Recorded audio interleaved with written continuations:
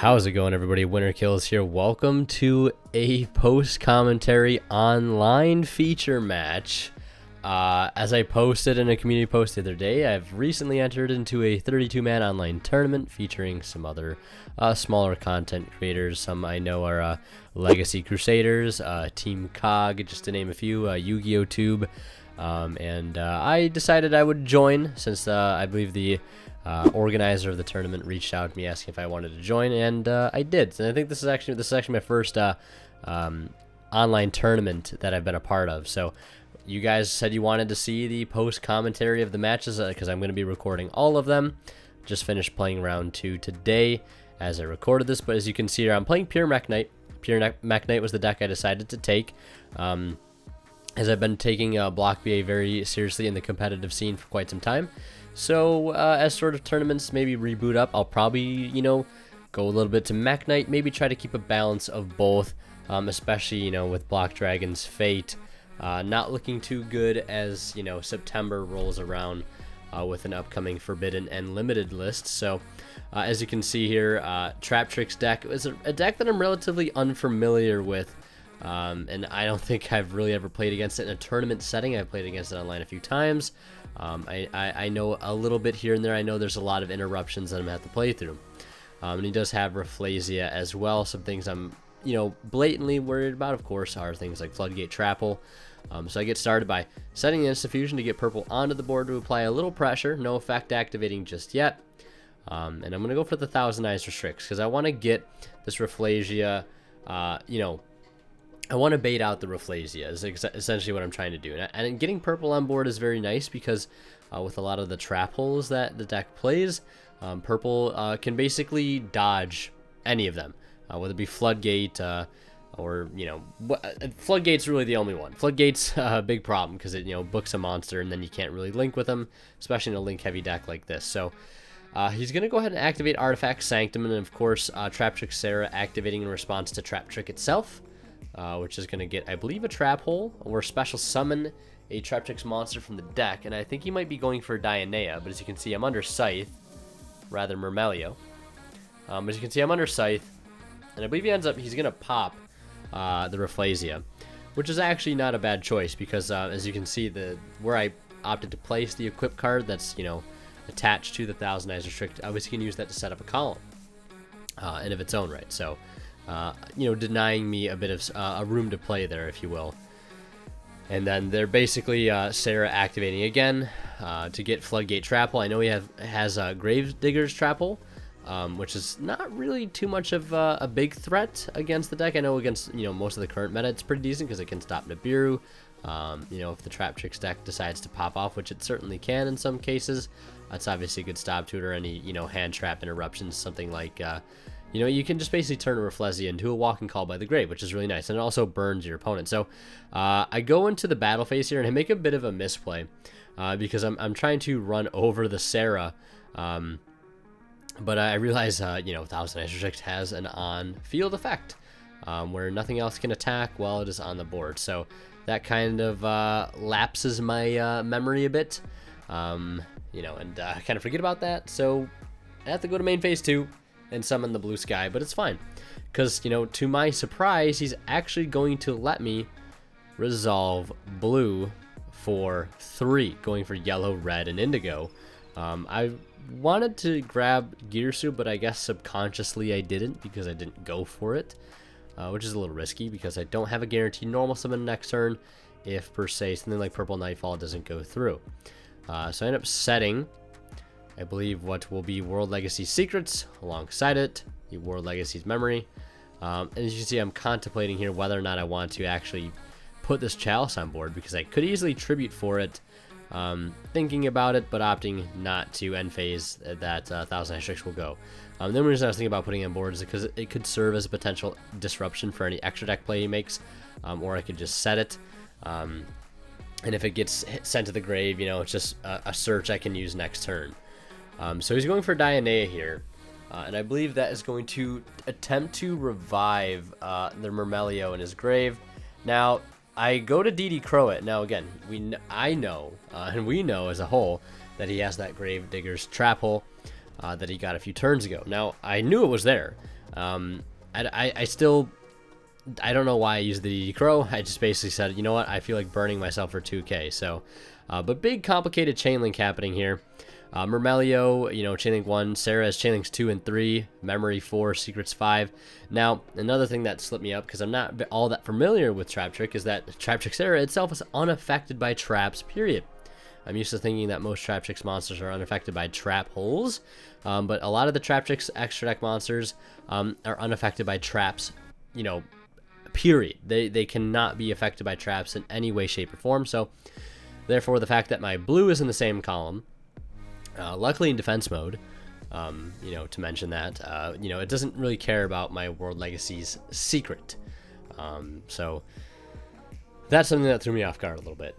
But again, now this is the Allomeris, Traptrix Allomeris from the new set, Eternity Code, that beautiful Starlight rare, or prismatic, whatever you want to call it. So that's activating here, and I leave my Indigo. You see, I'm hesitant to move my Indigo because I'm like, wait, it's going to get negated. Am I missing something? And then I read the text on the card. I'm like, oh, it's unaffected by traps itself. So now I'm going to have to use the Indigo because I need to protect my secret from the Myrmelio, spell and trap removal effect on special summon.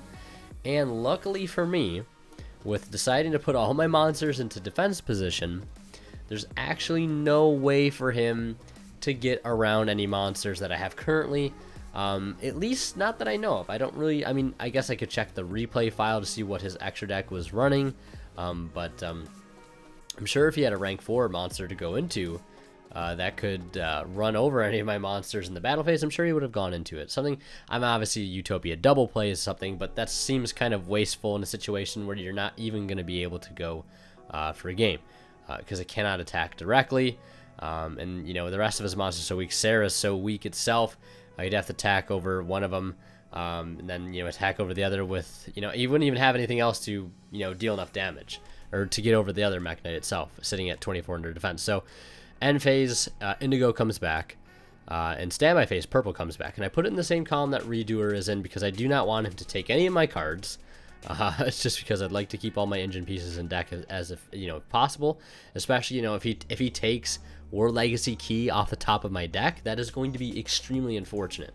I would rather have, I would very much like to have my, you know, searchable Royal Decree. So he's going to Floodgate Trapple here on the Mekk Knight Abram, which is something I don't want to happen. Luckily, you know, Purple Nightfall can be as good as it is and just tag that out essentially for a blue sky. I have a lot of monsters in my hand right now. And luckily for me, I'm playing against a back row heavy deck, which is basically giving me free columns all over the place. He gets Myrmelio out. I don't have a way to move to where Myrmelio is, so I can't negate it. So I lose the secret here. It's not too big of a deal. And of course, Sarah grabs another Trapple from deck, and it's Gravedigger's Trapple. Again, I don't care about it. I think the only Trapples he might be maining in this particular build are Gravediggers and Floodgate. Those aren't really too bad Trapples, I don't think. I really think in a certain meta call, you know, they could be very, very good outright. Basically, searchable Call by the Graves that do a little bit more than Call by the Grave, to be honest. But either way, you see me get into Morningstar here, which is exactly what I want. Now, debating on what I want to get off of it, obviously it's going to be the World Legacy Key, because once the key comes down, you know, it is the key to victory. Adding back the Banished of Ram, and just going to start vomiting on the field. And I make a slight zoning placement error here regarding to where I should have, like, put my yellow. I should have put Indigo in the column that Scythe is in, and then summoned yellow in the column that red is in right now. That way I could have popped both of those two set back rows over there. But either way, I'm still flooding the board. He burns another Floodgate trap hole there just because, you know, use it or lose it, I guess. Even though it does get negated by key. A lot of people seem to forget sometimes against playing against Mekk Knight is that a lot of these Floodgate effects, they are lingering so long as the Mekk Knight is there. And the Mekk Knight, in some cases, if there isn't one there on activation, there might be one there on resolution, so you do have to be very careful. Redoer will be able to tag out. No memory, or no secret, rather, to stop it. So I was thinking I could go into a big extra deck play, possibly like Boral Sword here, and I very well could have. I probably could have linked off the Morningstar. Well, see, that's the thing. I didn't. Yeah, no, I could have linked off Morningstar.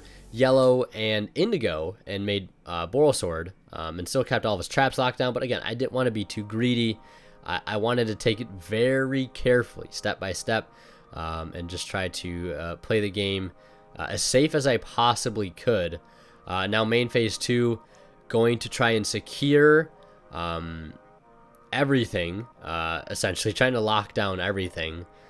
So Lib goes for the secret. We'll set that directly from the deck and go to Avermax and spin back one of his back rows. I know one of them is Gravedigger's Trap Hole, so I believe I go for the unknown, because Gravedigger's Trap Hole is really not too much of a threat here. So I pass it back to him.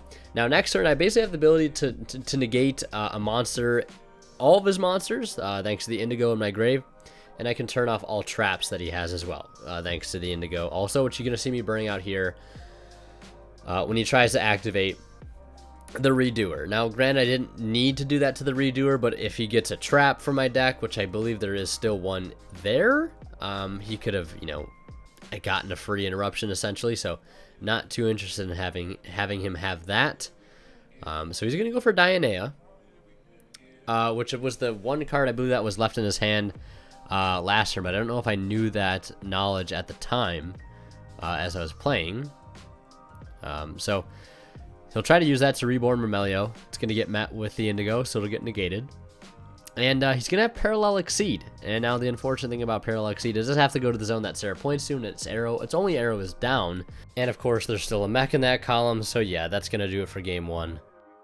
And before we head into game 2, of course, a quick shout out to our sponsor over at Imperium Duelist, creator of these amazing dice themed after some classic spells and traps, one of their newest releases. And if you guys want to help support the channel, you can do so by picking up these dice or any of their other amazing products using that discount code WINNERKILLS10 off at checkout. Save 10% off your entire order and support the channel in the process. But also, if you'd like to support the channel by using TCG Player and buying cards as you normally would at no extra cost to you, you can use that affiliate link down below, that first link, and a small bit of the revenue of your purchase will go back into the channel and of course is greatly appreciated.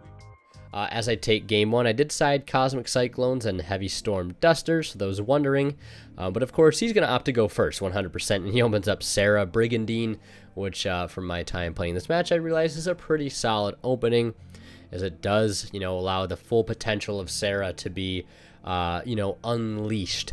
Going for Myrmelio, getting a Trap Hole, and also Time Space Trap Hole is another Trap Hole that could be a bit of a threat to me as well, alongside the Floodgate. So some really good generic Trap Holes, at least viable in today's meta. There's tons of Trap Holes, obviously, but I think Floodgate, Gravediggers, obviously, and of course, I think Time Space, even in some situations, is very, very good. Probably my favorite Trap Hole, by the way, if anybody was wondering, is definitely gotta be Time Space Trap Hole. Love the artwork, love the color, the pinks, the purples, very, very mesmerizing looking trap card if you ask me. So now he makes a Baguzga on me. So as I'm lucky enough here, I'm good enough to open the one of Mind Control in this opening hand. I'm thinking about how I want to dismantle his field. Obviously I've already got a pre-made column as it stands, but nowhere else, and it is in this column here, but I'm not too worried about it because I can still have, I still have a couple cards to set, and I've opened Key as well in my opening hand, which is hilarious. So the way I was thinking about going about this play was to, start with Key, get Indigo on board, and then play the Mind Control to take the Baguzga and start moving Indigo from there. But if he activated anything before the Mind Control resolved, I wouldn't be able to negate it with Indigo because Indigo would be negated because the Baguzga would still be on his side of the field. Now, one thing, I don't know if my opponent knew that he, could shotgun the Sanctum in my draw phase or standby phase with EDO Pro. I don't know if he was unfamiliar with the software, or if he just thought it might be better to hold it until I did something. But, he ends up negating his own Myrmelio and his own Scythe because of the timing of the activation in response to the Mind Control on the Baguzga. So, of course, once I get hold of the Baguzga, I'm going to put it into attack position so I can start using some of my effects. And of course, I believe this is a bit of a misclick here. You might see him type in the chat. So he's activating one floodgate in another column that, of course, Indigo is not in. So of course, I'm going to chain. He is going to activate a floodgate as chain 3, and of course this is unfortunately in the same column as Indigo, so it's literally 2 birds with 1 stone, and he did not mean to do that. You can see it in the chat there. Bit of a misclick. Again, these things happen, but either way, even if he didn't decide to burn that floodgate, I was going to normal Girsu there anyways because I knew that's where the floodgate was. I didn't know he had the additional floodgate in the far right of his field. But either way, Girsu goes through. I'm able to send, obviously, the World Legacy World Chalice, since the World Legacy World Armor is in my hand currently. We're going to go ahead and link off his Baguzga and the Girsu, since we want to leave the Indigo on the field. Get rid of that World Legacy World Armor. And I'm going to go for the Memory here, which, granted, I should have gone for the Secrets. I got a little greedy because I wanted to really secure purple. I don't really feel that safe in Mekk Knight if I do not have purple set up. In some way, shape, or form. Like I have a purple coming back in the standby phase, getting that constant, engine refueling that search every turn. Heavy Storm Duster, a very nice card to see here, though, of course, against a deck like this. Settable normal trap that I can use, obviously, to make columns, and clear back row in the same, same turn, essentially, sort of. Not same turn, but in the same way, very, very helpful either way, I guess. Grading columns, clearing back row. I think what Mekk Knight struggles against a lot is heavy back row decks. But I think going forward, the one thing I want to change in my side after this tournament is over is probably adding Traptix into the side deck to tutor out Scythe, or Sanctum, and Duster a lot faster. So this is unfortunate here. Again, this is where I think I should have still gone for the secret, because now I'm going to lose my key to this Myrmelio, and this could be a massive turning point in a situation like this where I let go of key simply because I only play 1 key, and really no way to get it back as it stands. But my opponent here, this is why you always want to read your cards, ladies and gentlemen. Let this serve as an example. So you can see is obviously going for the Utopia double, which we know that usually spells game, but one thing I have yet to do this particular turn is use Indigo's effect to move cards into a different column. So what does that tell you? If you know what Mekk Knights do, you know Morningstar's continuous like effect, which basically says you take no battle damage, and your Mekk Knights cannot be destroyed by battle unless the monster that is attacking is in the same column as that Mekk Knight. So Utopia is not in the same column, so this 10,000 attack Utopia that normally would swing for game is not going to because of Morningstar's lingering effect. So a little bit of a swing and quite literally a miss there. And he didn't realize it. Sad times indeed for my Traptix player here. End phase, I'm going to Heavy Storm Duster, clear the 2 remaining background. It actually ends up being 2 copies of Gravedigger's Trap Hole, which is very unfortunate. I'm also going to end phase, of course, here for Memory to kind of clean things up a little bit. Go for that purple. Now, I did get off a little bit lucky because, again, I wasn't in too big of a bad spot losing that key, because the other 2 trap holes, the other 2 traps that he had, weren't really going to affect me that much because, well, I didn't have any hand traps in my hand for him to negate. And you can't turn off all the Mekk Knights, because lucky the Mekk Knights don't activate in hand to be able to special summon themselves, or else I'd be in a very bad position. But either way, purple coming back in the standby phase, and again, as I said, we're just going to try and clean things up here. And I was worried about drawing a card to set, but luckily I did have that World Legacy World Chalice in the graveyard to be able to set, to get any card I needed. So gonna go now for Succession for World Armor, which I should have put in attack position now that I think about it, but I didn't. Just sort of a heat of the moment mistake. And now going for the secret, so basically guaranteeing me an extra body and an extra key engine piece search. Now, one thing I want to mention about the extra deck for this particular build is slightly different than my current one, is that I'm playing 2 Lib and 2 Morningstar. I've been a huge fan of 3 Morningstar, 1 Lib, but I think going forward, even with playing Avarice in the main deck, I think I'm going to probably play a second Lib, just because the removal effect is fantastic, and its set effect is really great as well. So as you can see in the extra deck there's 2 copies.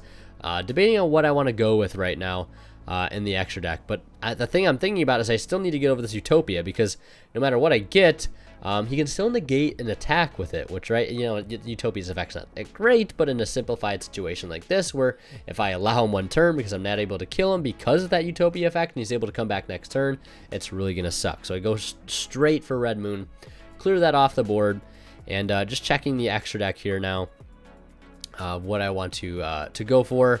I don't believe, yeah, I can't, I mean, I could have possibly gotten my Indigo on the field if I would have set the memory, I believe. But either way, just going to go into battle phase here and swing with everything, which I believe will be enough. So yeah, Mekks are going to take this match 2-0. Feels good to be participating in somewhat of a tournament again. Very, very nice. Mekks operating very, very smoothly. And can't wait to get my physical Gearsus in the mail. I'll probably do an updated profile or something like that. But either way, thanks for watching, guys. And of course, a special thanks to my Divine level channel members, Academic Thick, Travis Harris, and Zors. Thank you guys so much for your incredibly generous support to the channel. Of course, it is greatly, greatly appreciated.